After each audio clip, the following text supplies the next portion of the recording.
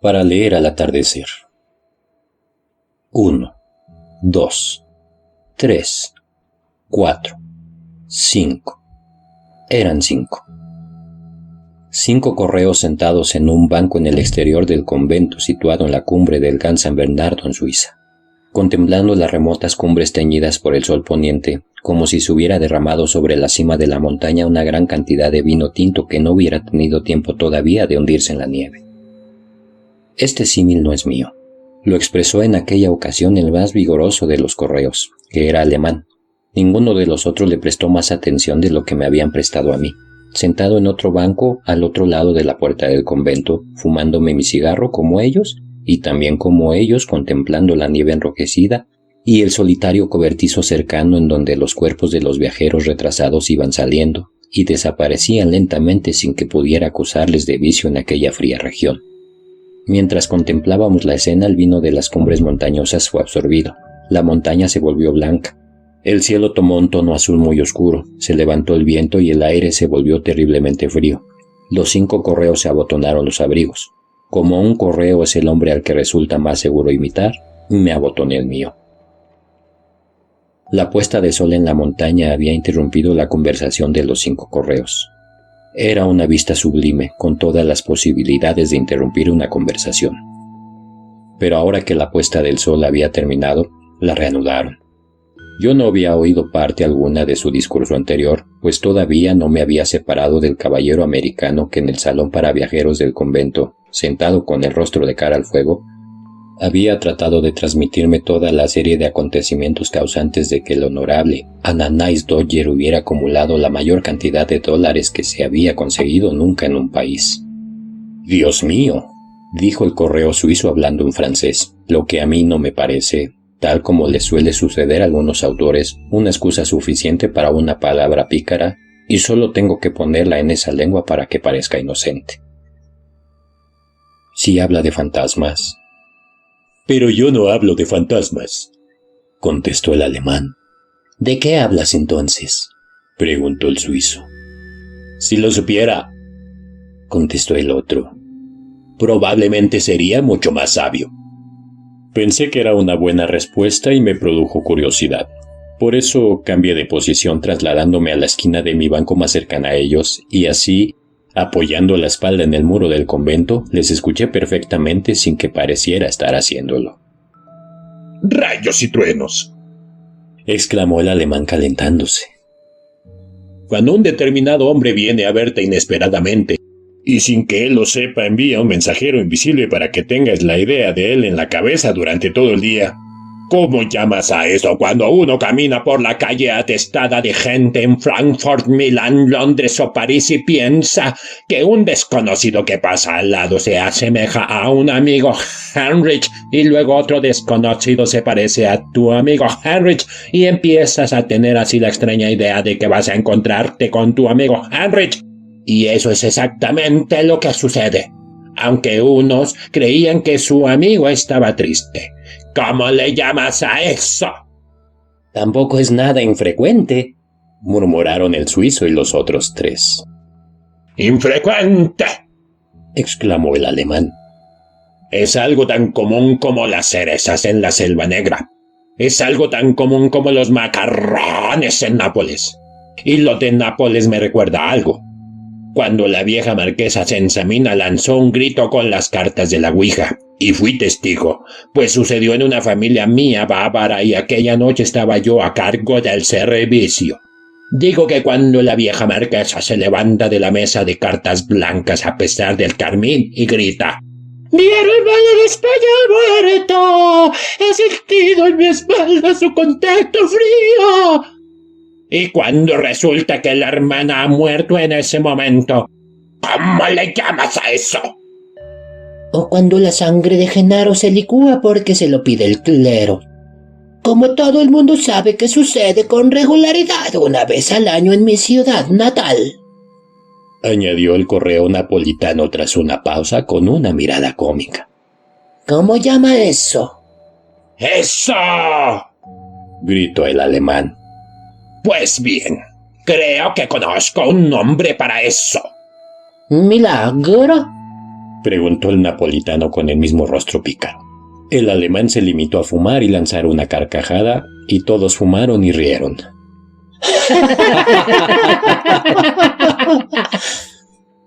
¡Bah!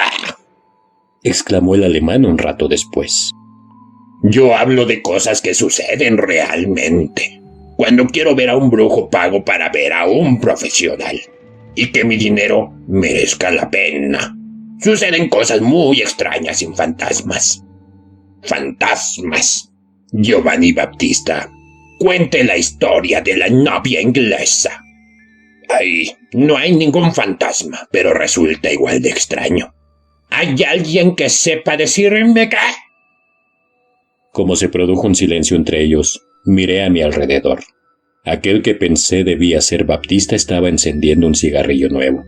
Enseguida, empezó a hablar y pensé que debía ser genovés. ¿La historia de la novia inglesa?, preguntó. Basta. Uno no debería tomarse tan a la ligera una historia así. Bueno, da lo mismo, pero es cierta. Ténganlo bien en cuenta, caballeros. Es cierta. No todo lo que brilla es oro, pero lo que voy a contarles es verdad. Es verdad. Es verdad. Repitió esa misma frase varias veces. Hace 10 años, llevé mis credenciales a un caballero inglés que estaba en el Long's Hotel en Bond Street, Londres, quien pensaba viajar durante 1 año o quizás 2. El caballero aprobó mis credenciales y yo le aprobé a él. Quería hacer unas investigaciones y el testimonio que recibió fue favorable. Me contrató por 6 meses y mi acogida fue generosa. Era un hombre joven, de buen aspecto, muy feliz. Estaba enamorado de una hermosa y joven dama inglesa, de fortuna suficiente, e iban a casarse. En resumen, lo que íbamos a emprender era un viaje de bodas, para el reposo de 3 meses durante el clima caluroso. Estábamos entonces a principio de verano. Habían alquilado un viejo palacio en la ribera, a escasa distancia de la ciudad, Génova, en carretera que conducía a Niza. ¿Conocía yo el lugar? Cierto. Le dije que lo conocía bien. Era un palacio viejo con grandes jardines. Era un poco desértico, algo oscuro y sombrío, pues los árboles lo rodeaban desde muy cerca, pero resultaba espacioso, antiguo, imponente y muy cercano al mar. Me dijo que así lo habían descrito exactamente y le complacía que yo lo conociera. En cuanto a que estuviera algo provisto de muebles, así sucedía con todos los lugares de alquiler. Y en cuanto a que fuera un poco sombrío, lo había alquilado principalmente por los jardines y él y su amada pasarían a su sombra tiempo veraniego. ¿Todo bien entonces, Baptista?, pregunté. Indudablemente muy bien. Para nuestro viaje contábamos con un carruaje que acababan de construir para nosotros y que en todos los aspectos resultaba conveniente. El matrimonio ocupó su lugar. Ellos estaban felices. Yo me sentía feliz viendo que todo era brillante. Viéndolo también situado, dirigiéndome a mi propia ciudad enseñándole mi lengua mientras viajábamos a la doncella, la bella Carolina, cuyo corazón era alegre y risueño y que era joven y sonrosada. El tiempo volaba. Pero observé, y les ruego que presten atención a esto. Y en ese momento el correo bajó el volumen de su voz. A veces observé que mi señora se encontraba meditabunda, de una manera muy extraña, de una manera que daba miedo, de una manera desgraciada, y percibí en ella una vaga sensación de alarma. Creo que empecé a darme cuenta de ello cuando ascendí a colina arriba al lado del carruaje y el amo iba por delante. En cualquier caso, recuerdo que quedó grabada en mi mente una noche en el sur de Francia, cuando me pidió que llamara al amo. Y cuando éste vino y caminó un largo trecho hablando con ella afectuosamente, poniendo una mano en la ventanilla abierta para sujetarla de ella. De vez en cuando se reía alegremente, como si se estuviera burlando de ella por algo. Al cabo de un rato, ella reía y entonces todo iba bien de nuevo. Aquello me resultó curioso y le pregunté a la hermosa Carolina. ¿Se encontraba mal, ama? No.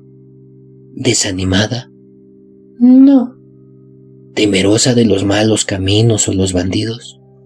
No. Pero lo que me resultó más misterioso fue que la bella Carolina no me mirara directamente al darme la respuesta, sino que contemplara la vista. Pero un día me contó el secreto. Si deseas saberlo, dijo Carolina, he descubierto, escuchando aquí y allá, que el ama está hechizada y obsesionada. ¿Y cómo?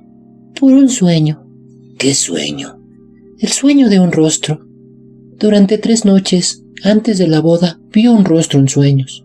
Siempre mismo rostro y solo ese. ¿Un rostro terrible?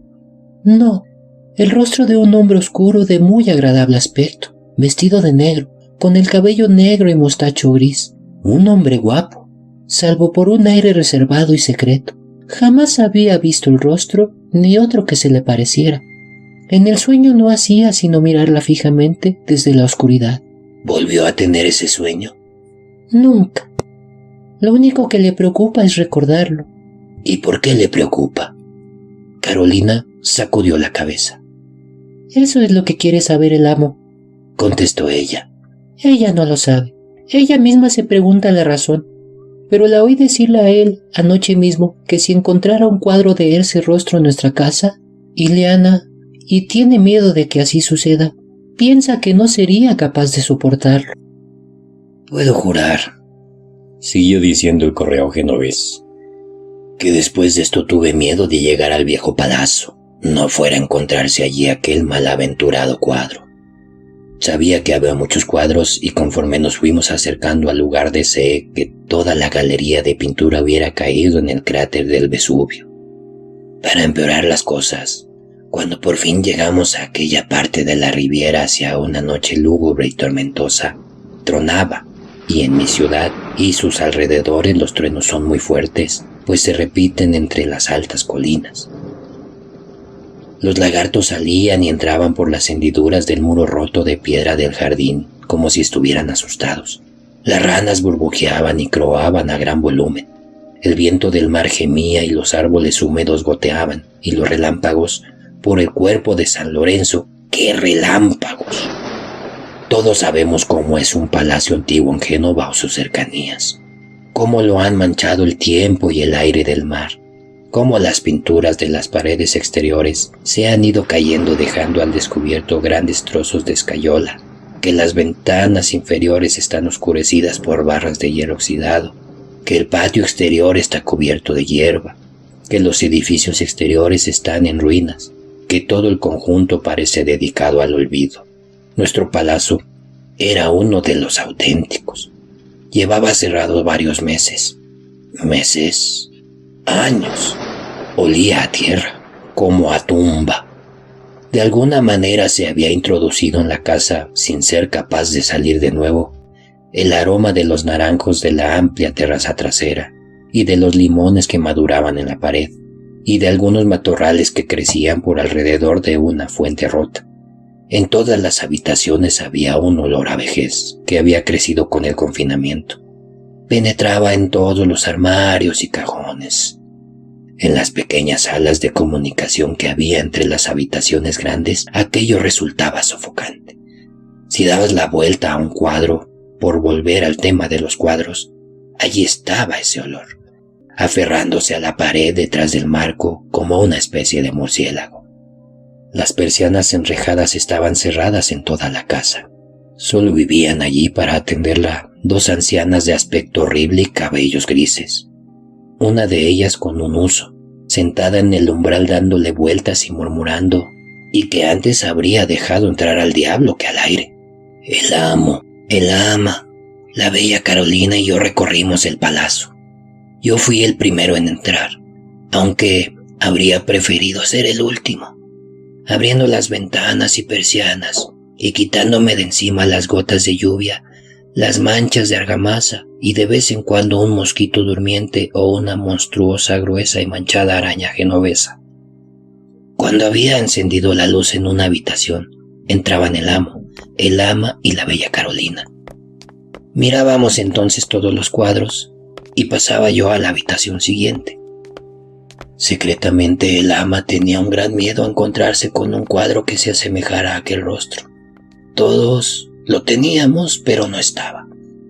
La Madonna y el Niño, San Francisco, San Sebastián, Venus, Santa Catalina, ángeles, bandidos, frailes, iglesias en el ocaso, batallas, caballos blancos, bosques, apóstoles, dogos, todos mis antiguos conocidos tantas veces repetidos. Así es, pero no había un hombre guapo y oscuro vestido de negro, reservado y secreto, de cabellos negros y mostacho gris que mirara el alma desde la oscuridad. Ese no existía. Después de haber pasado por todas las habitaciones, contemplando todos los cuadros, salimos a los jardines. Estaban hermosamente cuidados, pues habían contratado a un jardinero y eran grandes y sombríos. En un lugar había un teatro rústico a cielo abierto. El escenario era una pendiente verde. Los bastidores, con 3 entradas por un lado, eran pantallas de hojas aromáticas. El ama movió sus ojos brillantes, incluso allí, como si esperara ver el rostro saliendo a escena, pero todo estaba bien. «Bien, Clara», dijo el amo en voz baja. «Ya ves, no hay nada. Eres feliz». El ama se sentía muy animada. Enseguida se habituó a aquel feo palacio y empezó a cantar, a tocar el arpa, a copiar los viejos cuadros y a pasear con el amo bajo los árboles verdes y los emparrados el día entero. Ella era hermosa. Él se sentía feliz. Solía echarse a reír y me decía, montado a caballo por la mañana antes de que apretara el calor: «Baptista, todo va bien». «Así es, signore. Gracias a Dios, todo va muy bien». No recibíamos visitas. Llevé a la bella al Duomo y a la Nunziata, al café, a la ópera, al pueblo de festa, a los jardines públicos, al teatro diurno, a las marionetas. La hermosa estaba encantada con todo lo que veía y aprendió italiano milagrosamente. ¿Se había olvidado totalmente el ama de ese sueño?, le preguntaba a veces a Carolina. «Casi», contestaba la bella. «Casi». Estaba olvidándolo. Un día el amo recibió una carta y me llamó. «Baptista». «Signore». «Se me ha presentado un caballero que cenará hoy aquí. Dice llamarse Signore dell'Ombra. Dispón que cene como un príncipe». Era un nombre extraño que yo desconocía, pero últimamente había muchos nobles y caballeros perseguidos por los austriacos por sospechas políticas y algunos habían cambiado de nombre. Quizá este fuera uno de ellos. Altro dell'Ombra era para mí un nombre tan bueno como cualquier otro. Cuando llegó a cenar el Signore dell'Ombra, contó el correo genovés en voz baja tal como había hecho en otra ocasión, le llevé hasta la sala de recibir, el gran salón del viejo palazzo. El amo le recibió con cordialidad y le presentó a su esposa. Al levantarse ésta, le cambió el rostro. Lanzó un grito y cayó desmayada sobre el suelo de mármol. Entonces, volví la cabeza hacia el Signore dell'Ombra y vi que iba vestido de negro, que tenía un aire reservado y secreto, que era un hombre oscuro de muy buen aspecto, de cabellos negros y mostacho gris. El amo levantó a su esposa en brazos y la llevó al dormitorio, donde yo envié inmediatamente a la bella Carolina. Esta me contó después que el ama estaba aterrada mortalmente y que se pasó toda la noche pensando en el sueño. El amo se encontraba molesto y ansioso, más colérico, pero muy solícito. El Signore dell'Ombra era un caballero cortés y habló con gran respeto y simpatía del hecho de que el ama se encontrara tan enferma. El viento africano llevaba soplando algunos días, así se lo había dicho en su hotel de la Cruz de Malta, y él sabía que a menudo era dañino. Deseaba que la hermosa dama se recuperara pronto. Pidió permiso para retirarse y renovar su visita cuando pudiera tener la felicidad de saber que su esposa estaba mejor. El amo no se lo permitió y cenaron a solas. Se retiró pronto. Al día siguiente llegó a caballo hasta la puerta para preguntar por el ama. En aquella semana lo hizo en 2 o 3 ocasiones. Lo que yo observé por mí mismo, unido a lo que la bella Carolina me contó, me bastó para comprender que el amo había decidido curar a su esposa de su caprichoso terror. Era todo amabilidad, pero se mantuvo sensato y firme. Razonó con ella que estimular esas fantasías era provocar la melancolía, cuando no la locura, que tenía que ser ella misma, que si lograba enfrentarse a su extraña debilidad y recibir felizmente al Signori dell'Ombra, tal como una dama inglesa recibiría a cualquier otro invitado, habría vencido su fantasía para siempre. Para abreviar, el Signori regresó, y el ama le recibió sin que se le notara ninguna preocupación, aunque todavía con ciertas limitaciones y aprensiones, por lo que la noche pasó serenamente. El amo estaba tan complacido con este cambio y tan deseoso de confirmarlo que el Signori dell'Ombra se convirtió en un invitado constante. Era muy entendido en cuadros, libros y música, y su compañía habría sido bien recibida en cualquier palazzo triste.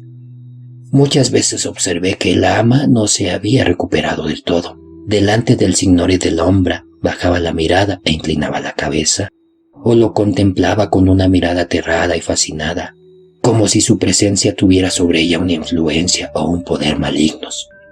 Pasando de ella a él, solía verle en los jardines sombreados, o en la gran sala iluminada a medias, podríamos decir que mirándola fijamente desde la oscuridad. Pero lo cierto es que yo había olvidado las palabras de la bella Carolina al describir el rostro del sueño. Tras su segunda visita, oí decir al amo: «Ya ves, mi querida Clara, ahora todo ha terminado. Dell'Ombra ha venido y se ha ido, y tu aprensión se ha roto como si fuera de cristal». «¿Volverá de nuevo?», preguntó el ama. «¿De nuevo? Claro, una y otra vez. ¿Tienes frío?», le preguntó al ver que ella se estremeció. «No, querido, pero ese hombre me aterra. ¿Estás seguro de que tiene que volver otra vez?». «El hecho mismo de que me lo preguntes hace que todavía esté más seguro, Clara», contestó el amo alegremente. Pero ahora el amo estaba muy esperanzado en la recuperación completa de su esposa, y cada día que pasaba lo estaba más. Ella era hermosa y él se sentía feliz. «¿Va todo bien, Baptista?», me preguntaba de vez en cuando. «Así es, Signore. Gracias a Dios, todo va muy bien». «Para el carnaval nos fuimos todos a Roma», dijo el correo genovés, forzándose a hablar un poco más alto. Ya había pasado fuera el día entero con un siciliano amigo mío, también correo, que se encontraba allí con una familia inglesa.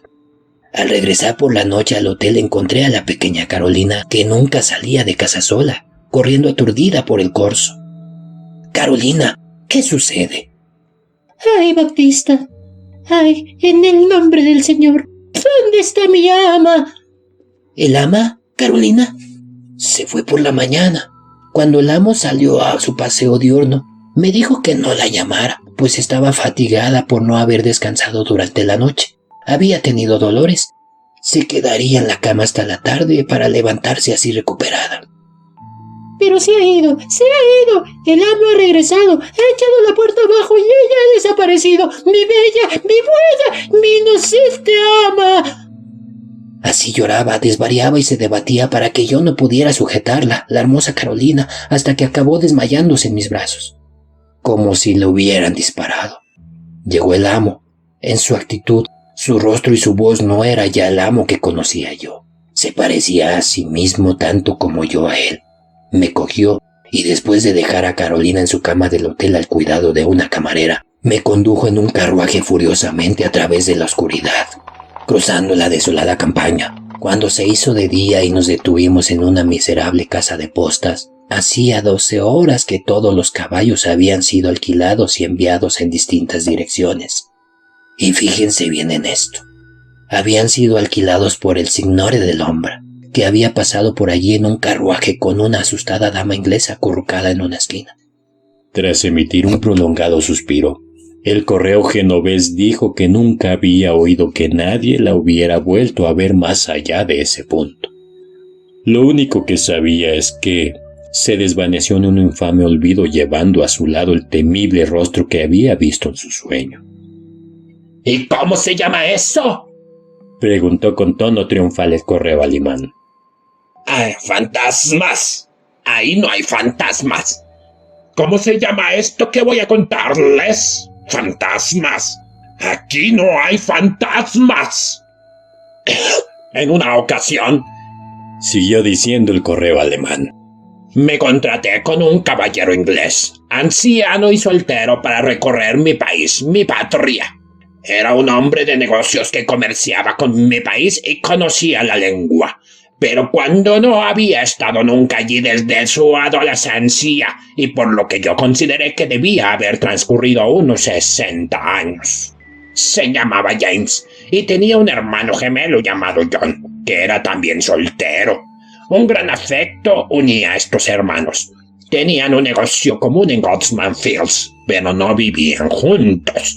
El señor James habitaba en Poland Street, esquina con Oxford Street en Londres, y el señor John residía cerca de Epping Forest. El señor James y yo íbamos a partir para Alemania en una semana. El día exacto dependería de un negocio. El señor John llegó a Poland Street cuando yo habitaba ya en la casa para pasar esa semana con el señor James. Pero el segundo día le dijo a su hermano: James, no me siento muy bien. No es nada grave, pero creo que estoy un poco gotoso.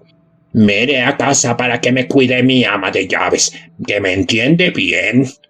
Si mejoro, regresaré para verte antes de que te vayas. Si no me pongo bien como para proseguir la visita donde la dejé, tú puedes venir a verme antes de partir.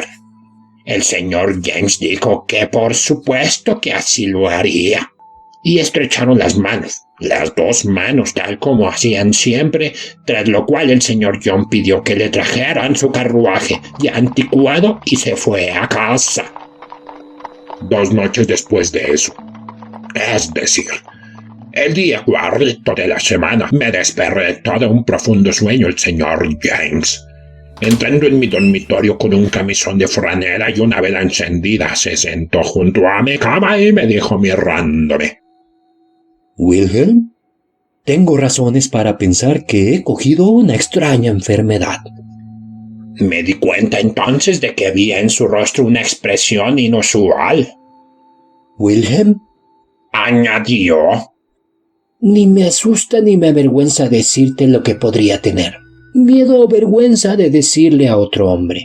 Vienes de un país sensible en el que se investigan las cosas misteriosas y no se rechazan hasta haber sido sopesadas y medidas, o hasta que se descubre que no pueden sopesarse ni medirse, o en cualquier caso, hasta que se ha llegado a una solución, aunque para ello se necesitan muchos años. Acabo de ver ahora al fantasma de mi hermano. He de confesar, dijo el correo alemán, que a oír aquello sentí que la sangre me hormigueaba en cuerpo. Acabo de ver ahora mismo el fantasma de mi hermano, John, repitió el señor James mirándome fijamente, por lo que pude darme cuenta de que sabía lo que estaba diciendo. Me encontraba sentado en la cama, sin poder dormir, cuando entró en mi habitación vestido de blanco. Me miró fijamente, pasó a un extremo de la habitación, contempló unos papeles que había en mi escritorio, se dio la vuelta y, sin dejar de mirarme mientras pasó junto a la cama, salió por la puerta. No estoy loco en absoluto, y en modo alguno estoy dispuesto a conferir ese fantasma una existencia externa fuera de mí mismo. Creo que es una advertencia de que estoy enfermo y que sería conveniente que me sangraran. Salí inmediatamente de la cama, contó el correo alemán, y empecé a vestirme rogándole que no se alarmara y diciéndole que yo mismo iría en busca del doctor. Estaba ya dispuesto a hacerlo cuando oí que en la puerta de la calle llamaban tocando el timbre y golpeando con fuerza. Mi habitación estaba en un ático de la parte trasera y la del señor James se encontraba en el segundo piso por lado de la fachada, por lo que acudimos a su habitación y levantamos la ventana para ver qué sucedía. ¿Está el señor James?, dijo el hombre, que se encontraba abajo retrocediendo en la acera para poder vernos. Así es, contestó el señor James. ¿Y no eres tú, Robert, ¿El sirviente de mi hermano? Así es, señor. Lamento decirle, señor, que el señor John está muy enfermo. Está muy mal. Señor, incluso se teme que pueda estar al borde de la muerte. Quiere verle, señor. Tengo aquí un calecín. Le ruego que venga a verle sin pérdida de tiempo. El señor James y yo nos miramos el uno al otro. Wilhelm, esto es muy extraño, me dijo. Me gustaría que vinieras conmigo. Le ayudé a vestirse, en parte en la habitación y en parte ya en el calecín, y corrimos tanto que las cerraduras de hierro de los caballos marcaron la hierba entre Poland Street y el Forest. Y ahora, presten atención, añadió el correo alemán. Fui con el señor James hasta la habitación de su hermano y allí vi y oí lo que voy a contarles. Su hermano estaba acostado en la cama, en el extremo superior de un dormitorio alargado. Allí se encontraba su anciana ama de llaves y otras personas. Creo que había 3 más, sino 4, y llevaba con él desde primera hora de la tarde. Estaba vestido de blanco como el fantasma, pero era evidente que aquello era necesario porque tenía puesto el camisón. Se parecía al fantasma necesariamente porque miró ansiosamente a su hermano cuando vio que entraba en la habitación.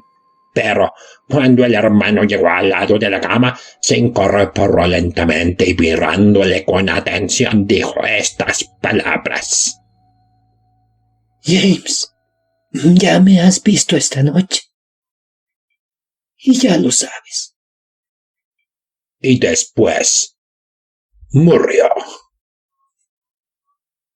Cuando el correo alemán dejó de hablar, presté atención para conocer algo más de esta extraña historia, pero nadie interrumpió el silencio. Miré a mi alrededor y los 5 correos habían desaparecido tan silenciosamente que era como si la montaña fantasma los hubiera absorbido en sus nieves eternas. Para entonces, no me encontraba en absoluto con un estado de ánimo suficiente para permanecer sentado a solas en aquel horrible escenario mientras caía sobre mí solemnemente el aire helado. O si quieren que les diga la verdad, no tenía ánimos para estar sentado a solas en ninguna parte. Por eso volví a entrar en el salón del convento y encontré al caballero americano, que estaba todavía dispuesto a contarme la biografía del honorable Ananias Dodger, y yo a escucharla.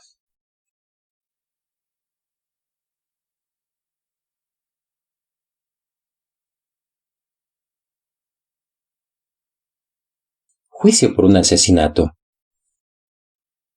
He observado siempre el predominio de una falta de valor, incluso entre personas de cultura e inteligencia superiores, para hablar de las experiencias psicológicas propias cuando éstas han sido de un tipo extraño.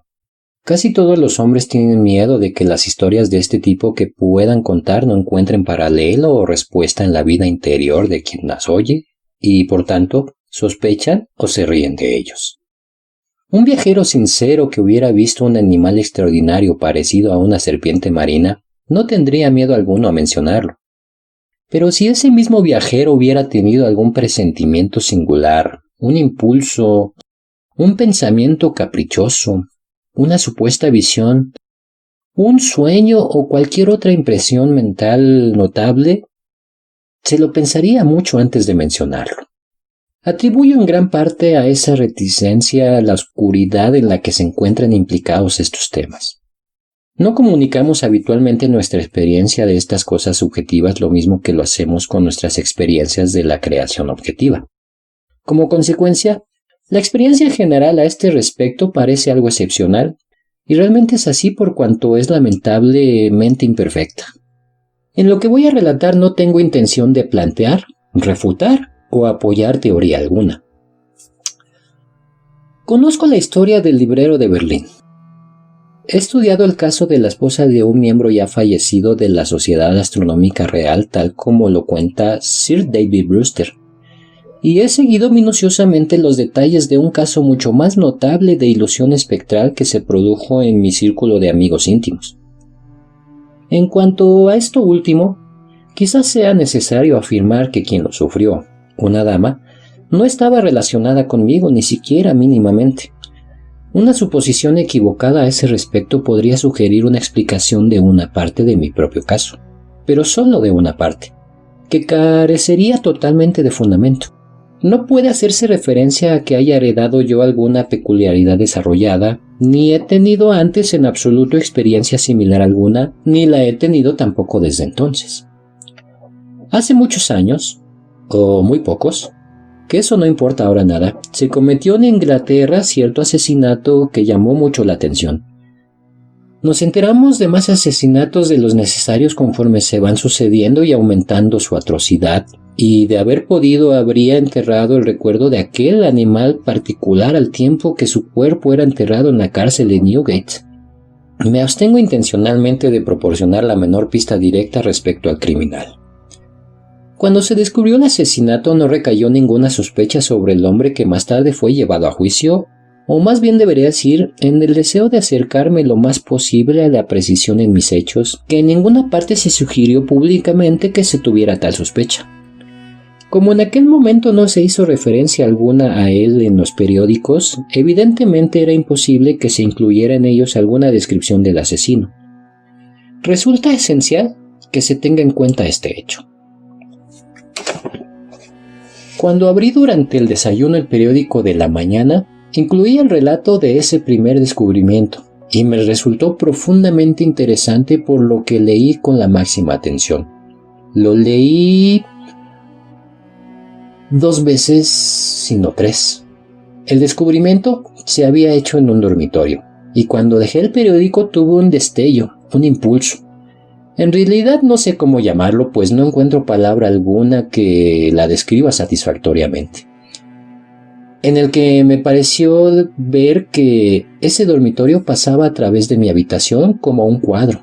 Por imposible que parezca, hubiera sido pintado sobre la corriente de un río, aunque cruzó mi habitación de una manera casi instantánea. Resultaba perfectamente claro, tan claro que observé perfectamente, con una sensación de alivio, que el cadáver no estaba en la cama. Donde tuve esta curiosa sensación no fue en el lugar romántico, sino en mis habitaciones de Piccadilly, muy cerca de la esquina de St. James Street. Para mí fue algo totalmente nuevo. En ese momento me encontraba sentado en mi butaca y la sensación se acompañó de un peculiar estremecimiento que cambió aquella de sitio. Aunque hay que tener en cuenta que la butaca podía moverse fácilmente sobre unas ruedecillas. Me dirigí a una de las ventanas. La habitación, situada en el segundo piso, tenía 2 ventanas, para descansar la vista viendo el movimiento de Piccadilly. Era una hermosa mañana otoñal y la calle estaba alegre y centelleante. Soplaba el viento. Al mirar hacia afuera, observé que el viento sacaba del parque una buena cantidad de hojas caídas que una ráfaga de viento arrastró y formó con ellas una columna espiral. Cuando la columna cayó y se dispersaron las hojas, vi a 2 hombres al otro lado del camino que iban desde el oeste hacia el este. Uno iba detrás del otro. El primero se volvía a menudo para mirar por encima del hombro. El segundo le seguía a una distancia de unos 30 pasos, con la mano derecha levantada amenazadoramente. Atrajo primero mi atención la singularidad y fijeza del gesto amenazador en un lugar tan público, y después la circunstancia notable de que nadie le prestara atención. Ambos hombres seguían su camino entre los otros viandantes con una suavidad que no resultaba coherente ni siquiera con la acción de caminar sobre una acera, y que yo pudiera ver ni una sola persona les cedía el paso, les tocaba o les miraba. Al pasar ante mi ventana, ambos miraron hacia arriba, hacia mí. Contemplé los 2 rostros con gran claridad y supe que sería capaz de reconocerlos en cualquier lugar. Y no es que observara conscientemente algo que fuera muy notable en alguna de sus caras, salvo que el hombre que iba primero tenía una apariencia inusualmente humilde y el rostro del hombre que le seguía tenía el color de cera sucia. Soy soltero y mi ayuda de cámara y su esposa constituyen todo el servicio. Trabajo en una sucursal bancaria y ojalá que mis deberes como jefe de departamento fueran tan escasos como popularmente se supone. Ese otoño me obligaron a permanecer en la ciudad. Cuando yo necesitaba un cambio, no estaba enfermo, pero tampoco me sentía muy bien. Al lector le corresponde extraer las consecuencias que parezcan razonables del hecho de que me sentía fatigado. La vida monótona me producía una sensación depresiva y estaba ligeramente dispéptico. Mi doctor, un hombre de fama, me aseguró que mi estado de salud en aquella época no justificaba una descripción más poderosa, y cito lo que él mismo me describió por escrito cuando lo solicité. Conforme las circunstancias del asesinato fueron revelándose gradualmente y atrayendo cada vez más poderosamente la atención del público, las aparté de mi propia atención, enterándome de ellas lo menos posible en medio de la excitación general. Pero sabía que había dictado un veredicto de homicidio voluntario contra el supuesto asesino y que había sido conducido a Newgate hasta el juicio. Sabía también que su juicio se había pospuesto hasta una de las sesiones del Tribunal Criminal Central, basándose en prejuicios generales y en la falta de tiempo para la preparación de la defensa. Pude también saber, aunque no lo creo, en qué momento se celebrarían las sesiones del juicio pospuesto. Mi sala de estar, el dormitorio y el vestidor están todos en el mismo piso. Con el vestidor solo hay comunicación a través del dormitorio. La verdad es que en él hay una puerta que en otro tiempo comunicaba con la escalera, pero desde hacía años una parte de las tuberías de mi baño pasaba por ella. En ese mismo periodo, y como parte del mismo arreglo, la puerta había sido claveteada y recubierta de lienzo. Una noche me encontraba de pie en mi dormitorio, a una hora tardía, dando unas instrucciones a mi criado antes de que éste se acostara. Me encontraba de cara a la única puerta disponible de comunicación con el vestidor, que estaba cerrada. Mi criado le daba la espalda a esa puerta. Mientras le estaba hablando, vi que se abría y que un hombre miraba hacia el interior, haciéndome señas en una actitud de ansiedad y misterio. Era el mismo hombre que iba en segundo lugar por Piccadilly, y cuyo rostro tenía el color de cera sucia. Tras hacerme señas, retrocedió y cerró la puerta. Sin mayor retraso que el necesario para cruzar el dormitorio, abrí la puerta del vestidor y miré en el interior. Llevaba ya una vela encendida en la mano. No tuve ninguna expectativa interior de que fuera a ver a esa persona en el vestidor, y no la vi allí. Dándome cuenta de que mi criado parecía sorprendido, me volví hacia él y le dije: «Derrick, pensará que conservo el sentido si le digo que creí ver un...». Mientras estaba allí, le puse una mano sobre el pecho y con un sobresalto repentino se puso él a temblar violentamente y contestó: «Oh, señor, claro que sí, señor, un cadáver haciéndole señas». Estoy convencido de que John Derrick, mi criado fiel durante más de 20 años, no tuvo la menor impresión de haber visto a esa aparición hasta que lo toqué. Cuando lo hice, el cambio que se produjo en él fue tan sorprendente que creo absolutamente que obtuvo su impresión de alguna manera oculta a través de mí y en ese preciso instante. Le pedí a John Derrick que trajera un poco de brandy y le di una copa, alegrándome de tomar yo otra. De lo que había sucedido antes del fenómeno de aquella noche no le conté una sola palabra. Reflexionando sobre ello, estaba absolutamente seguro de que nunca antes había visto ese rostro, salvo en aquella ocasión en Piccadilly. Comparando la expresión que tenía al hacerme señas desde la puerta con la expresión en el momento en que levantó la vista para mirarme, mientras yo estaba de pie junto a la ventana, llegué a la conclusión de que en la primera ocasión había tratado de adherirse a mi recuerdo y de que en la segunda había querido asegurarse de que lo recordaba inmediatamente. Aquella noche no me resultó muy cómoda, aunque tenía la certidumbre, difícil de explicar, de que la aparición no regresaría. Cuando llegó la luz del día, caí en un sueño profundo del que me despertó John Derrick, que vino junto a mi cama con un papel en la mano. Por lo visto, ese papel había sido motivo de un altercado en la puerta entre su portador y mi criado.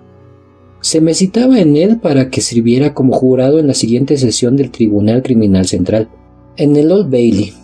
Como John Derrick sabía bien, nunca antes me habían citado para ese jurado. Mi criado estaba convencido, aunque en ese momento no estoy seguro de si tenía razón o no, de que los jurados que se elegían habitualmente tenían una calificación social inferior a la mía y por eso se había negado en principio a aceptar la citación. El hombre que la llevaba se tomó el asunto con gran frialdad. Afirmó que mi asistencia o no le importaban en absoluto. La citación estaba allí y el atenderla o no era un riesgo mío y no suyo. Durante 1 o 2 días dudé si debía responder a esa llamada o no hacerle caso. No era consciente de que estuviera produciendo la menor atracción, influencia o desviación misteriosa. De eso estoy tan absolutamente seguro como de cualquier otra afirmación que haga aquí. Finalmente decidí que asistiría porque significaría una interrupción en la monotonía de mi vida. El día designado fue una mañana fría del mes de noviembre. En Piccadilly había una niebla densa y oscura que se volvió claramente negra en los alrededores opresivos del Tribunal de Temple. Los pasillos y escaleras del Palacio de Justicia me parecieron resplandecientemente iluminados con gas y el propio tribunal estaba similarmente iluminado. Creo que hasta fui conducido por los oficiales al tribunal antiguo y lo vi abarrotado de gente que no sabía que ese día iba a juzgarse al asesino. Creo que hasta me ayudaron a entrar en el tribunal antiguo con considerable dificultad. No sabía a cuál de los tribunales se me había citado. Pero no hay que tomar esto como una afirmación rotunda, pues no es esto totalmente seguro de que fuera así. Tomé asiento en el lugar designado para que aguardaran los jurados y miré a mi alrededor en el gran tribunal lo mejor que pude a través de la espesa nube de niebla y alientos. Observé un vapor negro que colgaba como una cortina lóbrega por la parte exterior de los grandes ventanales y observé y presté atención al sonido ahogado de las ruedas sobre la paja o el cascajo que cubrían la calle. Presté también atención al murmullo de las personas que allí se reunían y que traspasaba de vez en cuando un silbido agudo o un saludo o una canción más fuertes que el resto. Poco después entraron los jueces, que eran 2, y tomaron asiento. El zumbido del tribunal decayó mucho. Se ordenó que entrara el asesino, y en el mismo instante en el que él entró reconocí en él al primero de los 2 hombres que habían bajado por Piccadilly. Si en ese momento hubieran pronunciado un nombre, dudo que hubiera sido capaz de responder de forma audible. Pero lo pronunciaron en 6º o 8º lugar y para entonces fui capaz de decir presente. Y ahora, preste atención el lector. Cuando me dirigí hacia mi asiento del jurado, el prisionero, que había estado mirándolo todo atentamente, pero sin dar signo alguno de preocupación, se agitó violentamente y llamó por señas a su abogado. El deseo de prisionero de recusarme resultaba tan manifiesto que produjo una pausa durante la cual el abogado, apoyando una mano en el banquillo de los acusados, habló en susurros con su cliente mientras sacudía la cabeza. Más tarde, aquel caballero me dijo que las primeras palabras aterradas que le dijo el prisionero fueron: «Sea como sea, recuse a ese hombre». Pero como no le daba razón alguna para ello, y admitió que ni siquiera conocía mi nombre hasta que lo pronunciaron en voz alta y yo me presenté, no lo hizo. Por las razones ya explicadas, la de que deseo evitar revivir el recuerdo desagradable de ese asesino y también que un relato detallado de su largo juicio no es en absoluto indispensable para mi narración, me limitaré a aquellos incidentes que se relacionan directamente con mi curiosa experiencia personal y se produjeron en los 10 días y noches durante los que los miembros del jurado estuvimos juntos. Trato de que mi lector se interese por eso y no por el asesino. Es a eso y no a una página del calendario de Newgate a lo que pido al lector que preste atención. Me eligieron presidente del jurado. En la segunda mañana después de que se hubiera presentado pruebas durante 2 horas, lo sé porque oí las campanadas del reloj de la iglesia. Al recorrer con las miradas a mis compañeros del jurado, me resultó inexplicablemente difícil contarlos. Lo hice así varias veces, pero siempre con la misma dificultad. En resumen, contaba uno de más. Toqué al miembro del jurado que se sentaba junto a mí y le susurré: «Le ruego que haga el favor de contarnos». Pareció sorprenderse con la petición, pero giró la cabeza y contó el número de miembros. «Bueno», contestó de pronto, «somos 3». «Pero no es posible». «No, somos 12». De acuerdo con las cuentas que hice aquel día, teníamos siempre razón en el detalle, pero en la cuenta general siempre nos salía uno de más. No había ninguna aparición ni figura que pudiera explicarlo, pero para entonces tenía ya interiormente la sensación de que la aparición estaba implicada en el error. El jurado se albergaba en la London Tavern. Dormíamos todos en una sala amplia sobre mesas separadas y estábamos constantemente a cargo bajo la vigilancia del oficial que había jurado mantenernos a salvo. No veo razón alguna para no incluir el nombre auténtico de ese oficial. Era inteligente, muy cortés y servicial. Y también, de lo que me alegré al enterarme, muy respetado en la ciudad. Tenía una presencia agradable, ojos hermosos, unas envidiables patillas negras y una voz agradable y sonora. Se llamaba Señor Harker. Cuando por la noche se iba cada uno de los 12 a su cama, colocaban al señor Harker cruzado en la puerta. En la noche del segundo día, como no me apetecía acostarme y vi al señor Harker sentado en la cama, me acerqué y me senté junto a él ofreciéndole un pellizco de rapé. En cuanto la mano del señor Harker tocó la mía al coger el rapé de la caja, sacudió un estremecimiento peculiar y pregunté: ¿Quién es ese? Miré la habitación siguiendo la dirección de los ojos del señor Harker y vi de nuevo la figura que esperaba, el segundo de los 2 hombres que habían bajado por Piccadilly. Me levanté y avancé unos pasos. Después me detuve y dándome la vuelta, miré al señor Harker. Parecía despreocupado y se echó a reír y comentó con un tono agradable: Pensé por un momento que teníamos otro miembro del jurado y que le faltaba una cama, pero me doy cuenta de que fue un reflejo de la luna. No hice revelación alguna al señor Harker, pero le invité a que pasara conmigo hasta el extremo de la habitación y observé lo que hacía la figura. Se quedaba en pie unos momentos junto a la cama de cada uno de los miembros del jurado, cerca de la almohada, se colocaba siempre al lado derecho de la cama y siempre también cruzaba hasta la cama siguiente pasando por los pies. Por la acción de su cabeza parecía que simplemente se quedaba mirando pensativamente a cada uno de los jurados acostados. No me prestó atención a mí, ni mi cama, que era la más próxima a la del señor Harker. Después dio la impresión de salir por donde entraba la luz de la luna, a través de un alto ventanal, como si hubiera un tramo de escalera situado en el aire. A la mañana siguiente, durante el desayuno, descubrimos que todos los presentes, salvo el señor Harker y yo, habían soñado la noche anterior con el hombre asesinado. Estaba ya convencido de que el segundo hombre que había bajado por Piccadilly era el asesinado, por así decirlo, como si su testimonio inmediato así me lo hubiera hecho saber. Pero aún así aquello sucedía de una manera para la que yo no me encontraba preparado.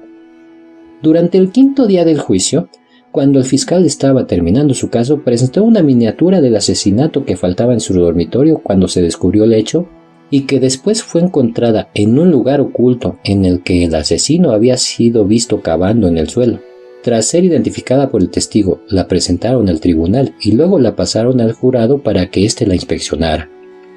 Mientras un oficial vestido con una túnica negra se dirigía con la miniatura hacia mí, la figura del segundo hombre que había bajado impetuosamente por Piccadilly surgió de la multitud, le cogió la miniatura del oficial y me la entregó con sus propias manos. Al mismo tiempo que en un tono bajo y hueco me decía antes de que yo viera la miniatura metida en una caja: Entonces yo era más joven y la sangre no faltaba en mi rostro. Después se interpuso entre mí y el jurado al que yo entregué la miniatura, y entre este y el siguiente, y así entre todos hasta que la miniatura volvió a mí. Sin embargo, ninguno de los miembros del jurado lo detectó. En la mesa y en general cuando nos encerrábamos bajo la custodia del señor Harker, como era natural, hablábamos mucho rato sobre las diligencias del día. En el día 5, el fiscal cerró el caso, por lo que, como esa parte de la cuestión se había contemplado ante nosotros, nuestra discusión fue más animada y seria. Había entre nosotros uno de los idiotas de inteligencia más cerrada que había visto nunca, que recibía la evidencia más clara con las objeciones más absurdas y a quien le ayudaban 2 flojos parásitos parroquiales. Los 3 pertenecían a las listas de jurados de un distrito tan atacado por la fiebre que debían haber juzgado a 500 asesinos. Hacia la medianoche, que era cuando algunos de nosotros nos disponíamos ya a acostarnos, y esos opencos enredones armaban mayor alboroto, vi de nuevo al asesinado. Estaba de pie tras ellos, ceñudo, y me hizo señas. Al ir hacia ellos e interrumpir la conversación, desapareció inmediatamente. Ese fue el inicio de una serie de apariciones producidas en la larga habitación en la que éramos confinados. Siempre que un grupo de jurados se unía a conversar, veía entre ellos la cabeza del asesinado. y siempre que la comparación de notas que hacía iba en contra de él, me hacía señas de una manera solemne e irresistible. Recuérdese que hasta el 5.º día del juicio en que se presentó la miniatura, nunca había visto la aparición en el tribunal. Cuando la defensa empezó el caso, se produjeron 3 cambios.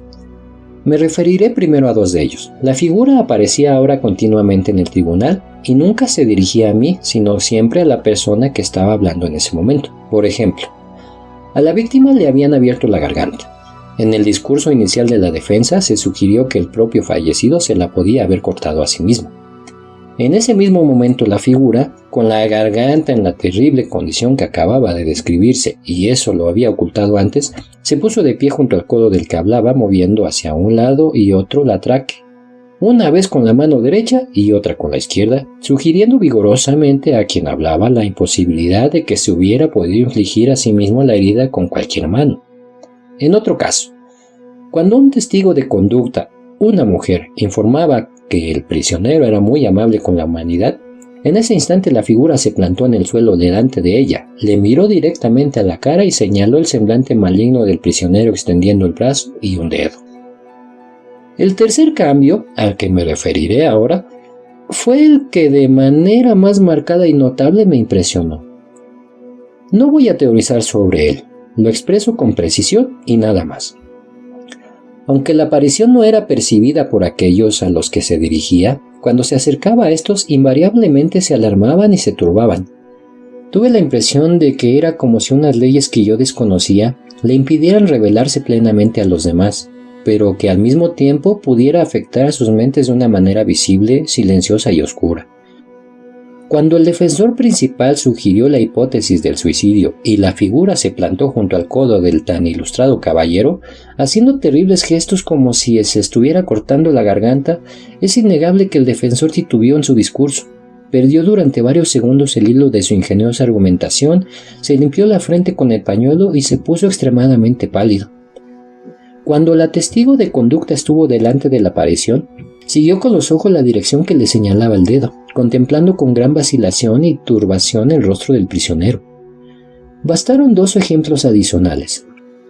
En el 8.º día del juicio, tras una pausa que se hacía siempre a primera hora de la tarde para descansar y refrescarnos unos minutos, regresé a la sala del juicio con los demás miembros del jurado poco antes de que entraran los jueces. Encontrándome de pie en la zona que nos estaba destinada y mirando a mi alrededor, pensé que la figura no estaba allí hasta que elevé mis ojos a la galería y la vi inclinada hacia adelante sobre una mujer de apariencia muy decente, como si tratara de asegurarse de si los jueces habían ocupado o no sus asientos. Inmediatamente después, la mujer lanzó un grito, se desmayó y tuvieron que sacarla. Lo mismo sucedió con el venerable, sagaz y paciente juez que dirigía el juicio. Cuando terminando el caso se concentraba en sus papeles para el resumen, la víctima, entrando por la puerta del juez, avanzó hacia la mesa de su señoría y miró ansiosamente por encima del hombro de éste las páginas de notas que iba pasando. Entonces se produjo un cambio en el rostro de su señoría. Su mano se detuvo. Tuvo ese estremecimiento peculiar que yo conocía también y exclamó con vacilación: «Caballeros, excúsenme unos momentos. Me siento algo inapropiado. Me siento algo oprimido por el aire viciado». Y tras decir eso, no se recuperó hasta beber un vaso de agua. A lo largo de la monotonía de 6 de aquellos 10 interminables días, los mismos jueces y ayudantes en el tribunal, el mismo asesino en el banquillo de los acusados, los mismos abogados en la mesa, el mismo tono de preguntas y respuestas elevándose hasta el techo de la sala, el mismo ruido que hacía la pluma del juez, los mismos sugieres saliendo y entrando, las mismas luces que se encendían a la misma hora, cuando todo brillaba a la luz natural del día, la misma cortina neblinosa en el exterior de los grandes ventanales cuando había niebla, la misma lluvia goteando y produciendo un ruido acompasado cuando llovía, un día tras otro las mismas huellas de los vigilantes y el prisionero sobre un mismo serrín, las mismas llaves cerrando y abriendo las mismas pesadas puertas. A través de toda esta fatigosa monotonía que me hacía sentirme como si fuera el presidente del jurado desde hacía muchísimo tiempo y Piccadilly hubiera florecido al mismo tiempo, tiempo que Babilonia, el asesinado, no perdió nunca un solo rasgo de claridad ante mis ojos, ni fue en momento alguno menos evidente y perceptible que cualquier otra persona que allí hubiera, no debe omitir, pues, en un hecho, que nunca vi que la aparición a la que doy el nombre de asesinado mirara al asesino. Una y otra vez me preguntaba por el motivo de que no lo hiciera, pero el hecho es que nunca lo hizo. Tampoco volvió a mirarme a mí desde que sacaron la miniatura hasta los últimos minutos del juicio. Nos retiramos a deliberar a las 10 horas menos 7 minutos de la noche. El idiota del grupo y los 2 parásitos de su parroquia nos dieron tantos problemas que por 2 veces regresamos al tribunal para rogar que nos leyeran de nuevo determinados extractos de las notas del juez. 9 de nosotros no teníamos la menor duda sobre los pasajes, ni creo que la tuviera nadie del tribunal. Sin embargo, el triunvirato de zopencos no tenía otro propósito que el de la obstrucción y discutían por cualquier motivo. Al final prevaleció nuestra opinión y el jurado volvió a entrar en la sala a las 10 y 12 minutos. El asesinado estaba en ese momento en pie directamente enfrente del jurado al otro lado de la sala. Cuando ocupé mi lugar, posó sus ojos en mí con la mayor atención. Pareció satisfecho y lentamente agitó un enorme velo gris que por primera vez llevaba sobre el brazo, sobre la cabeza y sobre toda su figura. Cuando pronuncié el veredicto, ¡culpable!, desapareció el velo y con él todo lo que cubría, quedando vacío ese espacio. Cuando el juez preguntó al asesino, según la costumbre, si tenía algo que añadir antes de que se le dictara la sentencia de muerte, pronunció vagamente algo que en los titulares de los periódicos del día siguiente fue descrito como unas palabras audibles a medias, incoherentes y vagas en las que creyó entenderse que se quejaba de no haber tenido un juicio justo porque el presidente del jurado estaba dispuesto contra él. La notable declaración que hizo realmente fue esta: Señor, sabía que era un hombre condenado desde el momento en que entró el presidente del jurado. Señor, sabía que nunca me dejaría libre, porque antes de apresarme, apareció junto a mi cama por la noche. Me despertó y puso una soga alrededor de mi cuello.